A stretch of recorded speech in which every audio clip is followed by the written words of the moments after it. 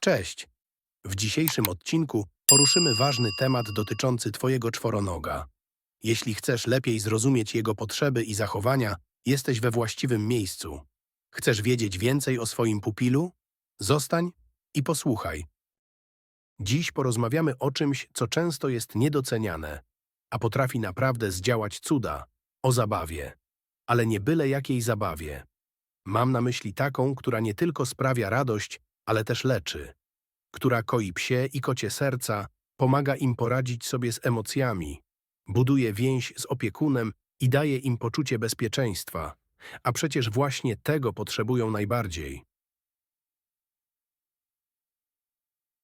Jeśli planujesz adopcję zwierzaka ze schroniska czy fundacji, to ten odcinek może się okazać bezcenny, bo kiedy trafia do nas pies czy kot po przejściach, często nie wiemy, od czego zacząć. A zabawa może być tym pierwszym, co nie rani, nie wymaga, ale zaprasza. Zabawa to coś więcej niż gonitwa za piłką czy wędka z piórkiem. To coś, co może zbliżyć nas do naszego zwierzaka tak, jak nic innego. To moment, w którym jesteśmy tu i teraz, tylko my i nasz pies albo kot. Żadnych telefonów, żadnych rozpraszaczy, tylko pełna uwaga. I czasami to właśnie ten czas potrafi uzdrowić więcej niż niejeden lek. W naszej fundacji widzieliśmy nieraz, jak zabawa potrafiła przemienić smutnego, wycofanego psiaka w ogonem machającego przyjaciela. Albo kota, który przez tygodnie siedział skulony w kącie, aż nagle zaczął łapką łapać piórko. I wtedy już wiedzieliśmy, zaczęło się. Zaczęła się jego droga powrotna do zaufania, do kontaktu, do życia. Ale żeby zabawa leczyła, musi być świadoma. Musimy nauczyć się, co nasz zwierzak lubi, a czego się boi. Co go ekscytuje, a co męczy. I dzisiaj właśnie o tym będzie. O tym, jak się bawić z psem albo kotem, tak żeby pomóc im poczuć się lepiej. Żeby wzmocnić ich psychikę, odbudować pewność siebie, a czasem po prostu razem się pośmiać. Bo śmiech, nawet ten cichy, zwierzęcy, to najpiękniejszy dźwięk świata. Wiele osób myśli, że zabawa ze zwierzakiem to tylko rzucanie piłeczki albo machanie wędką z piórkiem. Jasne, to też. Ale dobra zabawa to coś o wiele więcej. To przede wszystkim uważność. Kiedy bawisz się z psem, nie robisz tego tylko po to, żeby się wybiegał. Robisz to, żebyście się połączyli, żebyście zaczęli lepiej się rozumieć. Pies zaczyna ci ufać, kiedy widzi, że dajesz mu przestrzeń, że nie naciskasz, że pozwalasz mu być sobą. Podobnie z kotem. On nie rzuci się od razu do zabawy, jeśli nie poczuje się bezpieczny. Ale kiedy już to się stanie, wiesz, że zdobyłeś coś naprawdę ważnego. W fundacyjnej codzienności, kiedy trafiają do nas zwierzęta po przejściach, często właśnie zabawa staje się pierwszym krokiem. Nie głaskanie, nie przytulanie, tylko zabawa. Prosta, swobodna, bez oczekiwań. Czasem to przeciąganie szarpaka, czasem turlanie piłki po podłodze, czasem po prostu siedzenie obok z wędką w ręku i obserwowanie, czy kot zechce podejść. I wiesz co? Kiedy podejdzie, czujesz, że właśnie wydarzyło się coś ważnego. Z pozoru to tylko zabawa. Kawałek sznurka, piłeczka, turlający się kartonik czy lekko podrzucany pluszak. Ale dla psa czy kota to coś znacznie więcej. To moment, w którym ich organizm wchodzi w stan prawdziwej ulgi i radości. W trakcie zabawy w mózgu zaczynają działać cudowne mechanizmy. Uwalnia się serotonina, która koi nerwy, poprawia nastrój, i dopamina, która daje uczucie satysfakcji, nagrody, szczęścia. To właśnie dlatego zwierzak po dobrej zabawie jest spokojniejszy, chętniej zasypia, mniej się lęka. To nie magia. To chemia, która działa jak najlepszy lek. Zabawa to też narzędzie budowania więzi. Kiedy bawimy się razem ze zwierzakiem, nie tylko zapewniamy mu rozrywkę, pokazujemy, że jesteśmy tu, teraz, z nim. To ważny sygnał, szczególnie dla zwierząt, które miały wcześniej trudne doświadczenia.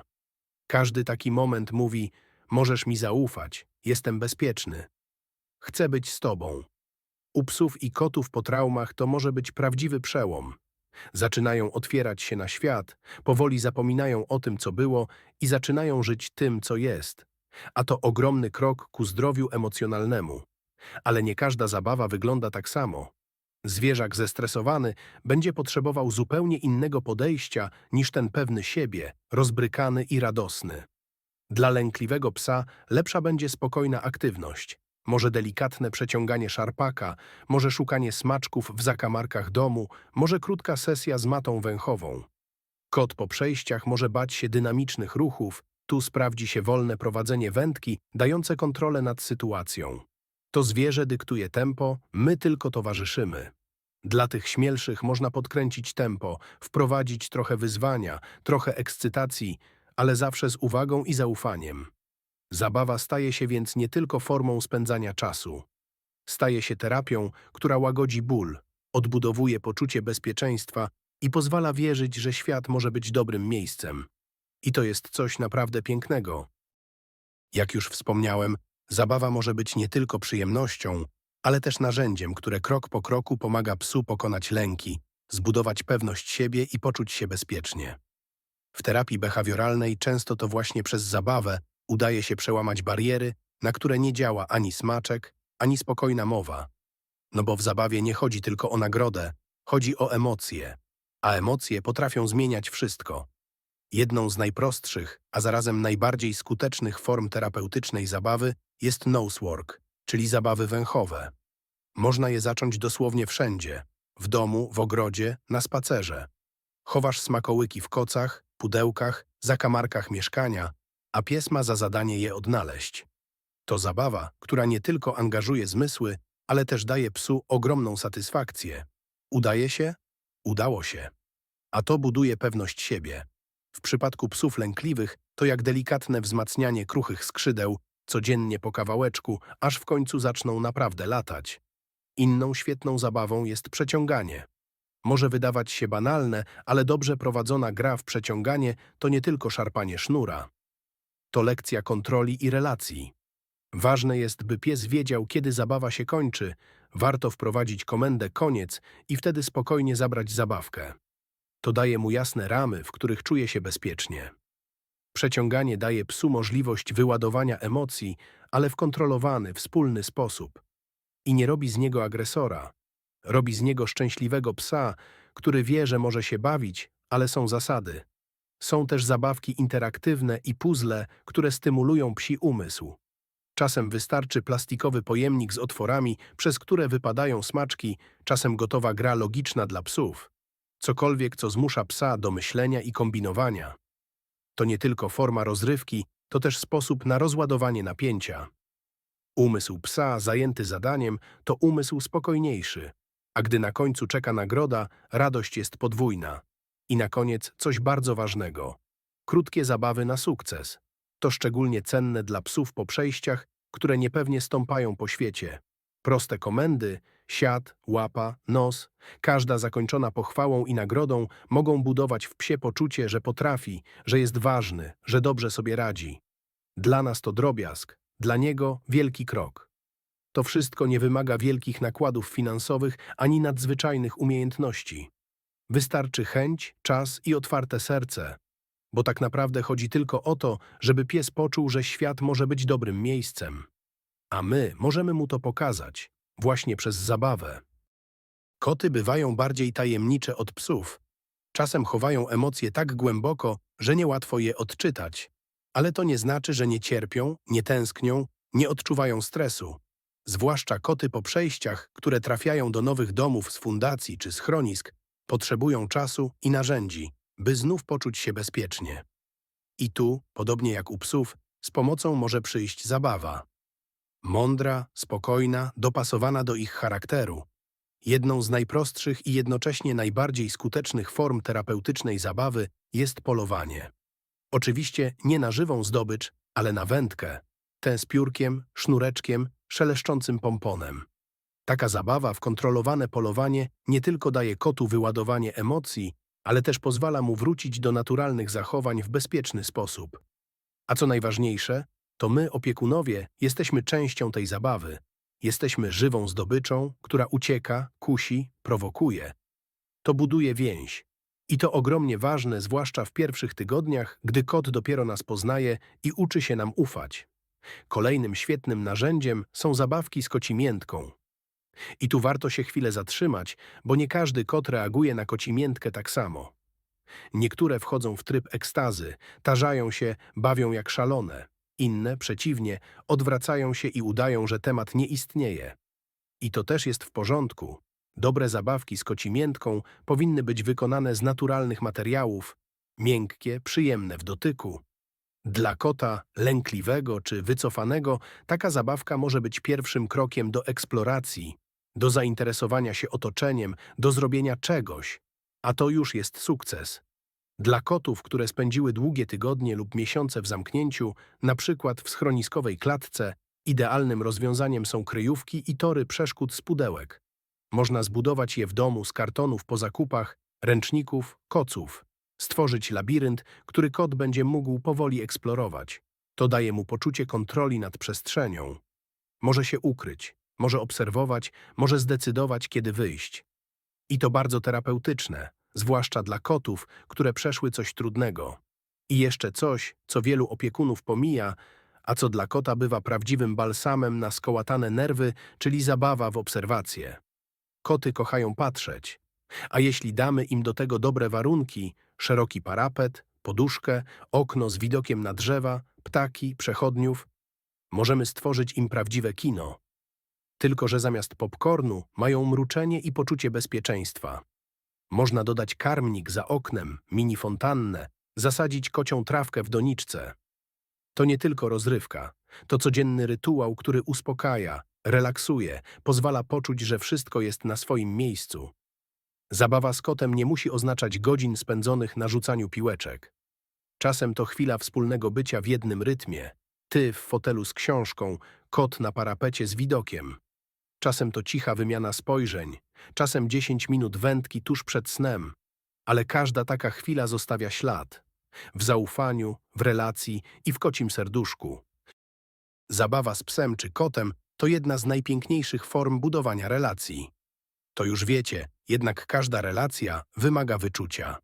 Bo choć mówimy tu o terapii przez ruch, przez wspólne chwile i emocje, to nie możemy zapominać, że zwierzak, szczególnie ten po przejściach, to nie automat do zabawy.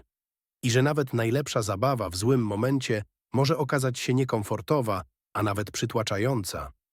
Zdarza się, że opiekun, chcąc dobrze, przesadza. Nowa zabawka, nowy dom, nowy człowiek i od razu propozycja szalonej gonitwy czy zabawy w przeciąganie. Tymczasem zwierzak potrzebuje spokoju. Musi się rozejrzeć, poczuć, że jest bezpiecznie. Niektóre psy czy koty dopiero po kilku dniach, a czasem tygodniach są gotowe na zabawę. I to nie dlatego, że jej nie lubią.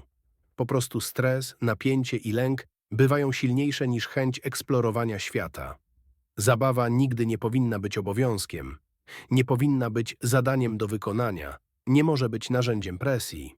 Szczególnie gdy mamy do czynienia ze zwierzakiem po traumie, po przemocy, po porzuceniu, po miesiącach w schronisku. W takich przypadkach należy unikać zabawek, które wydają głośne dźwięki, migoczą, świecą czy reagują zbyt dynamicznie. Takie zabawki mogą wywołać panikę, zamiast ekscytacji lęk, a zamiast więzi kolejny mur. Częstym błędem jest też przymuszanie. Chodź, no pobaw się. No czemu nie chcesz? Patrz, jaka fajna zabawka. My, ludzie, mamy potrzebę szybkiego efektu, a zwierzę potrzebuje procesu. Dla niego samo patrzenie na nową rzecz z bezpiecznej odległości, w ciszy, to już pierwszy krok.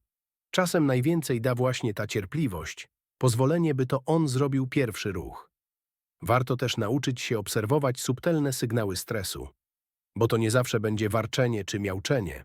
Czasem pies oblizuje się bez wyraźnego powodu, ziewa, odwraca wzrok. Czasem kot nagle się wycofuje, chowa ogon, kuli się. To ich sposób, żeby powiedzieć: wystarczy, to za dużo. I jeśli ten sygnał zignorujemy, łatwo zbudować nieufność. A przecież budujemy coś odwrotnego. Dlatego tak ważne jest, żebyśmy jako opiekunowie potrafili słuchać, nie tylko uszami, ale i oczami, sercem. Zabawa może być lekiem, ale musi być dobrana indywidualnie, z troską, spokojem i zgodą na to, że dziś może nie być na nią miejsca. I to też jest w porządku. W naszej fundacji widzieliśmy już wiele.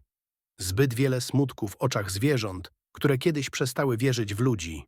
Pamiętam suczkę Bunię, Starszą, maleńką kundelkę, która całe życie spędziła przy budzie, na łańcuchu. Gdy do nas trafiła, nie potrafiła spojrzeć nikomu w oczy. Każdy gwałtowniejszy ruch powodował, że kuliła się ze strachu. Nikt nie myślał wtedy o zabawie. Myśleliśmy tylko o tym, jak jej pokazać, że jesteśmy inni, że świat może być ciepły i łagodny. I to właśnie przez zabawę udało się ją otworzyć. Ale nie była to żadna piłka ani wędka. To były proste spacery, gdzie pozwalaliśmy jej zatrzymywać się co kilka kroków, węszyć, wybierać kierunek. Z czasem zaczęła machać ogonem, potem podchodzić, potem przynosić szyszki. To była jej gra, jej wybór. I nagle okazało się, że zabawa nie musi być narzędziem. Może być pomostem. Do zaufania, do czułości, do bliskości. Tak samo z kotem Maksymilianem, który przez lata mieszkał w piwnicy. Był cieniem kota, skryty, nieufny, bezgłośny. Ale kiedyś przez przypadek potoczyła się po podłodze kulka z papieru. Zamarliśmy. On spojrzał. A potem, ku naszemu zdziwieniu, wykonał pierwszy krok. Popchnął ją łapką, potem drugi i trzeci. I tak zaczął się jego powrót do życia. Nie przez terapię, nie przez smakołyki, przez kulkę papieru. Zabawa z psem czy kotem po przejściach nigdy nie będzie wyglądać tak samo. Nie ma jednej dobrej zabawy. Jedne psy odnajdują się w przeciąganiu, inne potrzebują spokojnego węszenia. Jedne koty kochają wędki, inne po prostu patrzą przez okno. I to wszystko jest w porządku. Bo najważniejsze nie jest to, jak się bawimy, ale czy robimy to razem, czy potrafimy dostosować się do tempa drugiej istoty. I czy umiemy odłożyć na bok własne oczekiwania. Nie każdy pies chce aportować, nie każdy kot goni za laserkiem. Ale każdy, absolutnie każdy, zasługuje na chwilę ciepła, uwagi, wspólnego bycia. I często to właśnie w zabawie odnajduje pierwszy ułamek tej utraconej kiedyś bliskości. Zabawa nie musi być głośna, nie musi być spektakularna. Czasem to delikatne dotknięcie nosa, które nie kończy się wycofaniem, czasem spojrzenie, czasem westchnięcie ulgi. I nagle okazuje się, że ten pies czy kot, który jeszcze niedawno był cieniem siebie, zaczyna wracać do świata, do człowieka, do życia. Zwierzęta nie potrzebują wielkich rzeczy. One nie oczekują drogich gadżetów, najnowszych zabawek, ani perfekcyjnych warunków. One potrzebują nas, naszej obecności, naszej uwagi, naszego czasu. Czasem wystarczy kilka minut dziennie, by w ich oczach zapaliło się światło, by poczuły się ważne, kochane i bezpieczne. Tak naprawdę najcenniejszą zabawką, jaką możesz dać swojemu psu czy kotu, jesteś ty. Twoja dłoń, która rzuci piłkę, twój głos, który zachęci do zabawy, twoje oczy, które spojrzą z czułością. Niech ten odcinek będzie zachętą, by bawić się z czworonogiem nie tylko po to, by się wybawił, ale po to, by zbudować coś więcej. Relacje, zaufanie, bezpieczną więź, która zostanie na lata. Bo zabawa leczy, zbliża i otwiera serca. Nie tylko psie i kocie, ale też nasze. A teraz oddajemy głos wam, naszym słuchaczom. Napiszcie w komentarzu, jakie zabawy sprawiają największą radość waszym psom i kotom. Może odkryliście coś wyjątkowego, czym warto się podzielić z innymi opiekunami. A może chcecie się po prostu pochwalić swoją codzienną radością. Czekamy z ogromną ciekawością. I pamiętajcie, dla naszych kundelków i kotów po przejściach każda minuta uwagi to cud. Może dzięki wam stanie się codziennością. Dziękujemy za wysłuchanie dzisiejszego odcinka Kundel Podcastu. Mamy nadzieję, że zdobyte informacje pomogą wam lepiej dbać o waszych czworonożnych przyjaciół. Zapraszamy do słuchania kolejnych odcinków i dzielenia się nimi ze znajomymi. Jeśli podobał wam się ten odcinek, prosimy o subskrybowanie naszego kanału, zostawienie łapki w górę lub komentarza. Wasze wsparcie pomaga nam tworzyć coraz lepsze treści. Dziękujemy.